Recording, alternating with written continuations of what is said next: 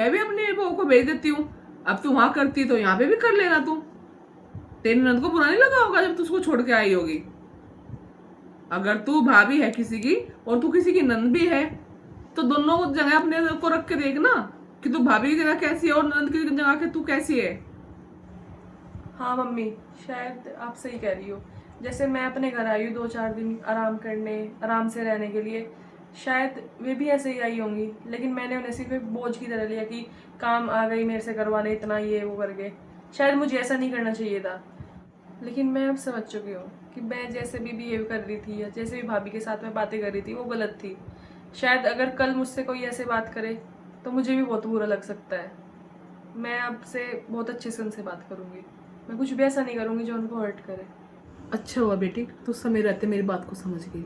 अब एक काम कर, अपनी भाभी के पास जा, उससे अपनी गलती को माफी मांग और उसके काम में हाथ बटा जा। हाँ, शायद आप सही कह रही हो। मैं अभी जाती हूँ और माफ़ी भी मांगती हूँ और उनके काम में हाथ भी बढ़ाती हूँ।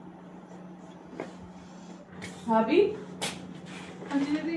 अरे लाओ, मैं कराती हूँ। अरे नहीं नहीं, मैं खुद कर लूंगी, रहने दो, आप बैठ जाके बैठो, जाके जाओ। अरे लाओ, और वैसे भी मुझे आपसे कुछ बात भी करनी थी। क्या? जो मैंने आपसे जिस तरीके से आज बात की, और मुझे ऐसे नहीं करना चाहिए था। प्लीज मुझे आज आप माफ कर दो। मैं आगे से कुछ भी ऐसा नहीं करूंगी जिससे आपको हर्ट हो। कोई सारी नहीं बातें दीदी, करें। कोई नहीं, चलो आप आ जाओ, फिर चलो काम करते हैं, फिर बातें करनी है ढेर सारे लोगों को, आओ जाओ। हाँ चलो करते हैं काम। तो देखा आप लोगों ने, रिश्ते प्यार और समझ से चलते हैं, अहंकार से नहीं।